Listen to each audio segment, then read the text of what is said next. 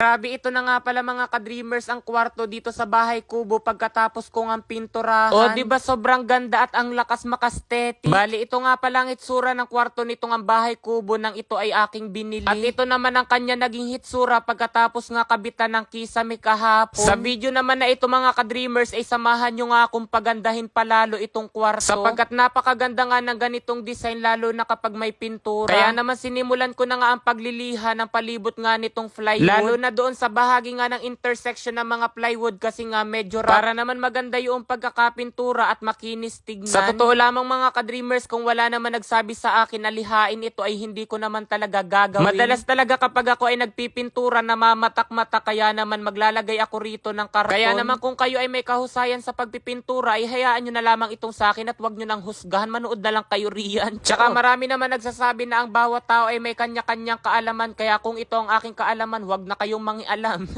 Roller brush na nga pala itong ginamit ko kasi mas madali gamitin. Tsaka kasi baka kapag yung isa ay abutin pa ako rito ng siyam-siyam. Tulad ng sinabi ko sa inyo ay wala talaga akong masyadong kaalaman sa pagpipintura kaya kung mapapansin ninyo ay hindi one direction. Subalit alam ko naman talaga na mahalaga iyon lalo na sa buhay sapagkat kapag mayroon kang direksyon alam mo ang iyong patutunguhan. Mahirap na yung target mo pala ay kanluran pero ang iyong napuntahan ay silangan. Bali white nga pala mga ka-dreamers na pintura ito nga ang aking ginagamit. Bali hindi nga pala yung pangkaraniwan lamang sapagkat ito nga ang aking binili ay semi-gloss. Tsaka na mag-search din naman ako sa TikTok about sa best color for ceiling ay ganito yung lumalabas. Then ang akin nga pinapanood ay napakaganda naman tignan sapagkat napakaaliwalas. And alam din naman natin na kapag sa puti nga ay pwede mong i-combine kahit anong kulay. Kaya naman ito na lamang din mga ka-dreamers ang aking napili sapagkat maglalagay nga ako rito ng yung light. RGB ba yung tipong kapag ikaw ay nakahiga makikita mo yung iyong kisame pa iba-iba ang kulay. Batid ko naman mga ka-dreamers ay familiar na nga kayo doon sa design na aking ipinapaliwanag. Dahil yung ganoon ngang design ay napakalakas talaga ng dating na kahit mahirap ka ay magmumukha ka talagang mayaman. Sa mga sandaling ito nga pala ay ang aking pinipinturahan na itong dingding. Hindi ko alam kung tama nga ba na ito dapat yung iniuna kapag nagpipintura. Subalit habang ginagawa ko nga ito parang napagtanto ko nga na dapat yung kisame muna. Para naman mula sa taas patungo sa baba. Kaso kaya nga itong dingding ang aking inuna sa aking palagay ay hindi masyado akong mahihirapan. Sapagkat ang pagpipintura nga nitong kisame ay medyo mahirap dahil tignan nyo naman nakatingala na nga ako riyan. Sa totoo lamang mga ka-dreamers nakaiilang pahinga nga ako sapagkat hindi ko nga magamit yung aking kanan kaya naman pagod na pagod yung aking kaliwa. Dahil kung inyo nga mapapansin ay right-handed talaga ako pero pinipilit ko talaga rito na gamitin itong aking kaliwang kamay kahit hindi ako sanay. Kasi kung maaalala nyo nga mga ka-dreamers ay ka-opera nga lamang noong bukol dito sa aking kanang kamay kaya naman hindi pa talaga ito pwedeng magamit. Pero sa punto nga na ito ay sinubukan ko rin kahit papaano. Kaso hindi pa nga talaga siya pwedeng gamitin pang matagalan kasi kapag nga nangangalay ay sumasakit na talaga yung tahi. Sa totoo lamang mga ka-dreamers pwede ko naman itong ipapintura sa iba pero dahil gusto ko nga i-vlog at gusto ko rin matuto sa pagpipintura kaya naman ako na talaga ang bumanat na rin. Pagkatapos ko nga pinturahan ng dingding ay sinunod ko na itong kisame. O kisame na hindi kesame kasi napakarami nga nakapansin doon sa aking caption ng spelling nga ng kisame ko ay kesame. Pero kaya ko talaga yung ginawang kesame kasi kapag nagkakekiko ko tayo mas nauuna ang ke kaya naman ngayon ay kina. O diba ang dami ko pa talagang palusot hindi na lamang baga aminin na bobo ka talaga.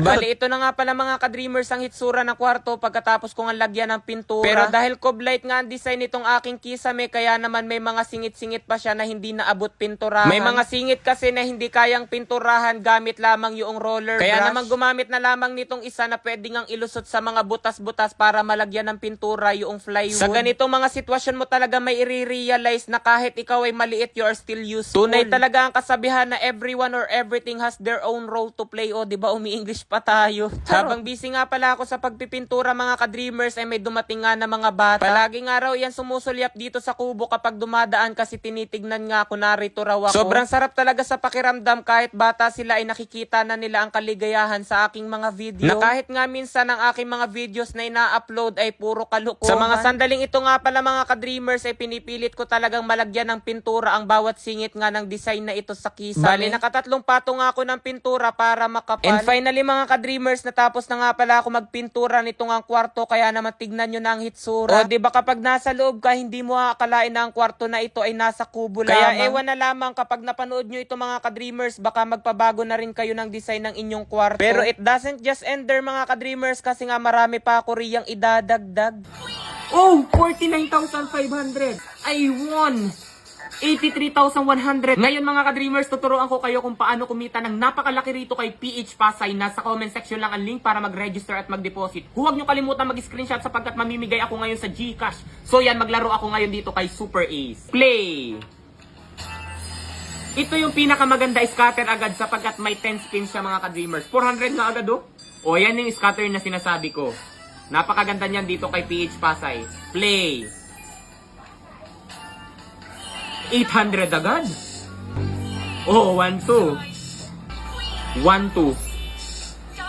1, 2. 1, 2. 4,000. 2, 4. 1, 2. 2, 4. Oh, 49,500. 5,000. 10,000. 1,000. Grabe! Tingnan niyo mga ka-dreamers. Look at this.